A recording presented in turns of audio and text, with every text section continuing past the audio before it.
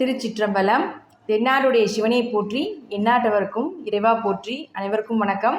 இன்றைக்கி நம்ம பார்க்கக்கூடிய பதிவு என்னன்னு பார்த்துட்டிங்கன்னா, ஜூன் மாதத்திற்குண்டான பலன்களை பற்றி தான் நம்ம 12 ராசிக்கும் எப்படி இருக்கும் அப்படிங்கிறத இந்த வீடியோவில் முழுமையாக நாம் பார்க்க போகிறோம். அதற்கு முன்னாடி நம்மளோட சேனலை சப்ஸ்கிரைப் பண்ணிக்கோங்க. பெல் பட்டனில் ஆல் அப்படின்னு சொல்லக்கூடிய பட்டனையும் கிளிக் பண்ணிக்கோங்க. இந்த மாதம் பார்த்துட்டிங்கன்னா வீடியோவோட கடைசியில் ஒரு ராசிக்கு எந்தெந்த நாள் பண வரவு வரும், அந்த ராசியினுடைய சந்திராஷ்டம நாட்கள் என்ன, எத்தனை, எப்பொழுது வீடு கட்டலாம், எப்பொழுது குலதெய்வ வழிபாடு பண்ணலாம், அதே போல் எப்போ குரு வழிபாடு செய்யலாம், பயணம் மேற்கொள்ளக்கூடிய நாட்கள் என்ன அப்படிங்கிறத உங்களுக்கு ஒவ்வொரு டேட்டாக தனிப்பட்ட முறையில் ஒவ்வொரு ராசிக்கு நடக்கும் அப்படிங்கிறத நான் எடுத்து கொடுத்துருக்குறேன். இது உங்களுக்கு 60 முதல் 70% நிச்சயமாக கண்டிப்பாக இந்த தேதிகளில் நான் சொன்ன பலன்கள் நிச்சயமாக நடக்கும். இப்போ நாம் தனுசு ராசிக்கு உண்டான ஜூன் மாத பலன்கள் எப்படி இருக்கும் அப்படிங்கிறத நம்ம முழுமையாக பார்க்கலாம். இதுதான் உங்களுடைய ராசி. உங்களுடைய ராசி அதிபதி அப்படின்னு சொல்லக்கூடியவரும் அதே போல் 4ஆம் அதிபதினு சொல்லக்கூடியவரும் குரு பகவான் தான்.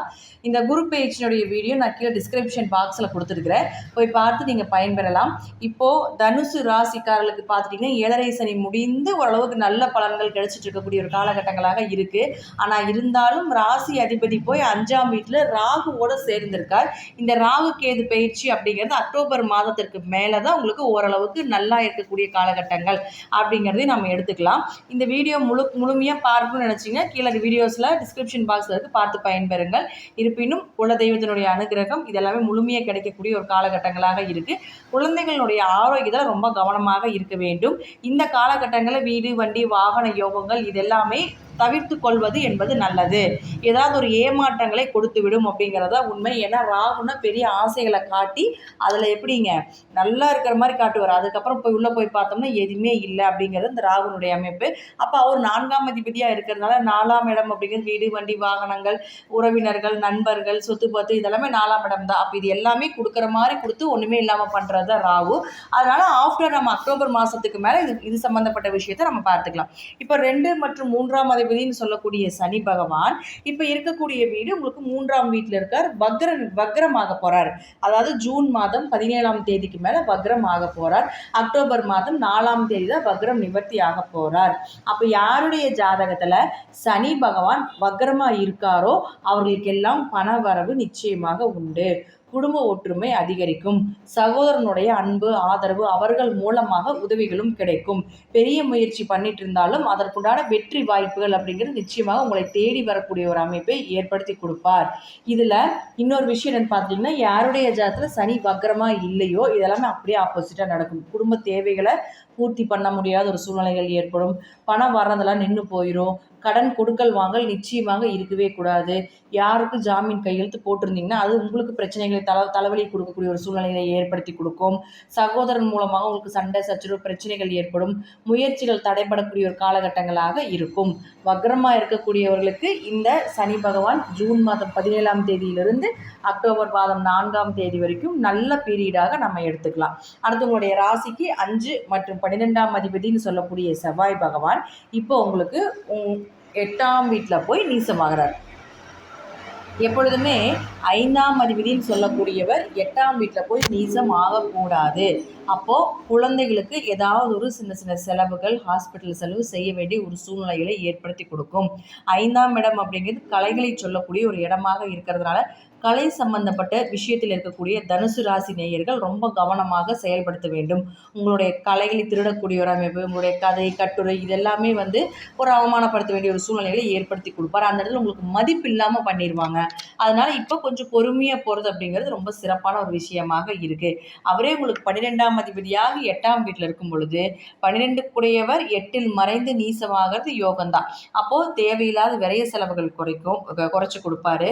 அதே போல் இன்ப சுற்றுலா, ஆன்மீக சுற்றுலா இதெல்லாமே சென்று வரக்கூடிய சூழ்நிலைகளை ஏற்படுத்தி கொடுப்பாரு. அதீத கோபம் இருந்தாலும் அதை கொஞ்சம் கண்ட்ரோல் பண்ணிக்கொள்வது என்பது இந்த காலகட்டங்களில் சிறப்பான விஷயமாக இருக்கும். அடுத்து உங்களுடைய ஜாதகத்தில் 6 மற்றும் 11ஆம் அதிபதினு சொல்லக்கூடிய சுக்கிர பகவான் அவர் இருக்கக்கூடிய வீடு அதே இடத்துல 8ஆம் வீட்டில் இருக்கார். அப்போ 6 8ஆம் வீட்டுக்கு வந்தால் கடன் விலகும், நோய் விலகும், ஏதாவது கேஸ் ஏதாவது நடந்துட்டு இருந்ததுன்னா உங்களுக்கு சாதகமாக வரக்கூடிய ஒரு காலகட்டங்கள் இதெல்லாமே நம்ம எடுத்துக்கிட்டாலும் கூட 6ஆம் இடம் அப்படின்னு உத்தியோகஸ்தானம் இல்லையா? அப்போ உத்தியோகத்துக்காக கடுமையாக போராடி தான் உத்தியோகம் வேலை வாய்ப்பை உங்களுக்கு தேடி கொடுக்கும் அப்படிங்கிறது முற்றிலும் உண்மை.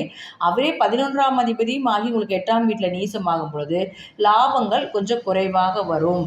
11 கூடையவர் 8ஆம் வீட்டுக்கு போனால் உங்களுடைய லாபங்கள் எல்லாமே நோய்க்கு, கடனுக்கு, இதுக்கு எல்லாமே கொடுக்க வேண்டிய ஒரு சூழ்நிலைகளை ஏற்படுத்தி கொடுப்பார். ஆனால் 11-8 தொடர்பு ஏற்பட்டால் மறைமுக பணம் வந்து சேரும். 11-8 2 5 தொடர்பு இருந்தால் உங்கள் ஜாதகத்தில் நிச்சயமாக மறைமுக பணம் இருக்கும் அப்படிங்கிற அமைப்பு உண்டு. அப்போ மாத பலன்களில் கோச்சார ரீதியாக 11-8 தொடர்பு ஏற்படும் பொழுது நிச்சயமாக உங்களுக்கு மறைமுக பணம் வந்து சேரும். வராத கடன் திரும்பி வரக்கூடிய ஒரு காலகட்டங்களாக இருக்கும். அதனால் ரொம்ப கவனமாக நீங்கள் இருந்தாலும் உங்களுக்கு இது மாதிரி விஷயங்கள் எல்லாமே செயல்படுத்தி கொடுக்கக்கூடிய ஒரு அமைப்பை ஏற்படுத்தி கொடுக்கும். ஷேர் மார்க்கெட், லாட்ரி, இது போல் விஷயங்களில் பண வரவு உண்டு அப்படிங்கிறதையும் நம்ம தெரிஞ்சுக்கலாம். அடுத்து உங்களுடைய ராசிக்கு 7 மற்றும் 10ஆம் அதிபதின்னு சொல்லக்கூடிய புதன் பகவான் 2 பேருமே ஒரே ஸ்தானாதிபதி தான். அவர் வந்து இப்போ இருக்கக்கூடிய வீடுன்னு பார்த்துட்டிங்கன்னா உங்களுக்கு ராசிக்கு 6ஆம் வீட்டில் இருக்கார்.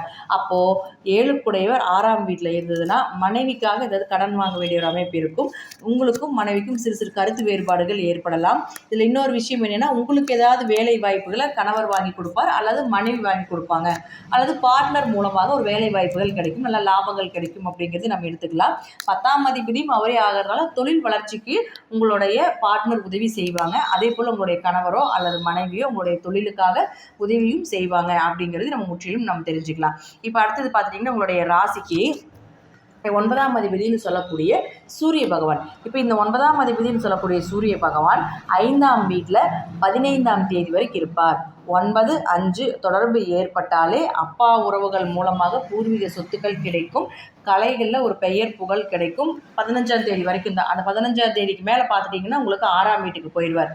அப்போ 9-5 தொடர்பு ஏற்பட்டாலே குலதெய்வ அனுகிரகம் உண்டு, குருமார்களுடைய அனுகிரகம் உண்டு, மேல் படிப்புக்காக செல்ல வேண்டிய ஒரு சூழ்நிலைகளை ஏற்படுத்தி கொடுப்பார் அப்படிங்கிற அமைப்பையும் உண்டு. உங்களுடைய முன்னோர்களும் உங்கள் வீட்டுக்கு வந்து வாசம் செய்யக்கூடிய அமைப்பையும் ஏற்படுத்தி கொடுப்பார். அவர்களுடைய முழுமையான அனுகிரகமும் உங்களுக்கு கிடைக்கும் அப்படிங்கிறதையும் நம்ம எடுத்துக்கலாம். அடுத்து உங்களுடைய ராசிக்கு 9ஆம் அதிபதி வந்து 15ஆம் தேதிக்கு மேலே 6ஆம் வீட்டுக்கு போகிறார் இல்லையா? அப்போ 15ஆம் தேதிக்கு மேலே 6ஆம் வீட்டுக்கு போகும் பொழுது அப்பாவுடைய ஆரோக்கியத்தில் ரொம்ப கவனமாக இருக்க வேண்டும். அவர்களுக்காக ஏதாவது ஒரு விரைய செலவுகள், தேவையில்லாத ஒரு செலவுகள் செய்ய வேண்டிய அமைப்பு உண்டு. அவருக்கு நோய் சம்பந்தப்பட்ட விஷயங்கள் ஏற்படும் அப்படிங்கிற அமைப்பையும் ஏற்படுத்தி கொடுக்கும். அப்போ சூரியன் அப்படின்னால உங்களுக்கு உஷ்ண கிரகமாக இருக்கிறதுனால எலும்பு சம்பந்தப்பட்ட நோய், அதிகமான பிளட் ப்ரெஷர் ஏறி இறங்குறது, இதெல்லாமே நிச்சயமாக ஏற்படுத்தி கொடுப்பார். ஸோ தனுசு ராசியை பொறுத்த வரைக்கும் பார்த்துட்டிங்கன்னா இந்த மாதம் மீடியமாக ஒரு 50-60% 60% நல்ல பலன்கள் தான் இருக்குது. அப்படிங்கிறதுனால கொஞ்சம் கவனமாக செயல்படுத்த வேண்டும். ஆனால் பணம் வரவு, மறைமுக பண வரவு, லாட்ரி சம்மந்தப்பட்ட விஷயங்கள், ஷேர் மார்க்கெட் சம்மந்தப்பட்ட விஷயங்கள் எல்லாமே ஏதாவது ஒரு வழிவகை உங்களுக்கு காசு பண புழக்கங்களை நிச்சயமாக ஏற்படுத்தி கொடுப்பார் அப்படிங்கிறது முற்றிலும் ஒரு உண்மையான ஒரு விஷயமாக இருக்குது. மனைவி மூலமாக உங்களுக்கு யோகங்கள், கணவர் மூலமாக உங்களுக்கு வேலை சம்மந்தப்பட்ட யோகங்கள் கிடைப்பதற்குண்டான வாய்ப்புகளும் உண்டு. இப்போ நான் முதல்ல வீடியோவில் சொன்ன மாதிரி இந்தந்த மாதங்கள் என்னென்ன நடக்கும் அப்படிங்கிறத நம்ம முழுமையாக பார்க்கலாம். இப்போ சந்திராசிரம நாட்கள் அப்படின்னு பார்த்தீங்கன்னா 20, 21, 22 இந்த நாட்களில் இறை வழிபாடை மேற்கொள்ள வேண்டும். பயணங்களை தவிர்த்து கொள்ள வேண்டும். புதிய முயற்சிகள் எதுவுமே எடுக்காமல் இருக்கிறது ரொம்ப சிறப்பானதாக இருக்கும். லாபங்கள், பண வரவு எப்போ கிடைக்கும்னா 7, 8, 9, 1, 2, 3, 29, 30 இந்த நாட்களில் பண வரவு, லாபங்கள் நிச்சயமாக கிடைக்கும். குலதெய்வத்தினுடைய அனுகிரகம் 14, 15, 16 இந்த தேதிகளில் கிடைப்பதற்குண்டான வாய்ப்புகள் உண்டு. இந்த காலகட்டங்களில் குலதெய்வ கோயில் போய் வழிபாடு பண்ணும்போது பல மடங்கான வெற்றிகளை உங்களுக்கு ஏற்படுத்தி கொடுப்பார். குழந்தைகளுடைய தேவைகளும் இந்த காலகட்டங்களில் பூர்த்தியாக வேண்டிய ஒரு சூழ்நிலைகளும் ஏற்படும். அதே போல் நோய், கடன் இதெல்லாமே எப்போ வரும் அப்படின்னு பார்த்தீங்கன்னா 17, 18, 19 அப்பா கிட்ட ஏதாவது உதவிகள் கேட்கணும், அப்பா மூலமாக ஏதாவது உங்களுக்கு தேவைகள் உண்டு. குரு வழிபாடு செய்யக்கூடிய நாட்கள் எது சிறப்பான நாட்கள் அப்படின்னு பார்த்தீங்கன்னா 23, 24, 25 அதே போல் அம்மா மூலமாக உங்களுக்கு உதவிகள் கிடைக்கணும். ஆரோக்கியம் உங்களுக்கு சிறப்பாக இருக்கணும். உங்களுடைய மனம் ரொம்ப சந்தோஷமாக இருக்குது. அதே போல் நண்பர்கள், உறவினர்கள் இவங்க மூலமாக உங்களுக்கு உதவிகள் கிடைக்கணும். அது எந்த காலகட்டங்கள் அப்படின்னு பார்த்துட்டிங்கன்னா 11, 12, 13 அடுத்து பயணம் மேற்கொள்ள வேண்டும். எந்த நாட்களில் பயணங்கள் மேற்கொள்ளலாம், போகக்கூடிய விஷயங்கள் நல்லபடியாக நடக்கணும் அப்படின்னு நீங்கள் நினச்சிங்கன்னா 3, 4, 5 இது எல்லாமே ஒரு சிறப்பான நாட்களாக இருக்குது. மாதம் பார்த்துட்டிங்கன்னா 60 முதல் 70% நான் கொடுக்கக்கூடிய இந்த தேதிகள் அனைத்துமே நிச்சயமாக நடப்பதற்கு வாய்ப்புகள் உண்டு. இது எல்லாமே ஒரு பொது பலன் மட்டும்தான். நன்றி. மீண்டும் ஒரு நல்ல பதிவில் சந்திக்கலாம். திருச்சிற்றம்பலம், தில்லையம்பலம், ஸ்ரீ நரசிம்ம திருவடிகளே சரணம். ஸ்ரீ குபேரன் டிவியை பார்த்தமைக்கு நன்றிகள். மேலும் இது போன்ற தகவல்களை தெரிந்து கொள்ள ஸ்ரீ குபேரன் டிவியை சப்ஸ்கிரைப் செய்யுங்கள். மறக்காமல் பெல் ஐக்கானை கிளிக் செய்யுங்கள்.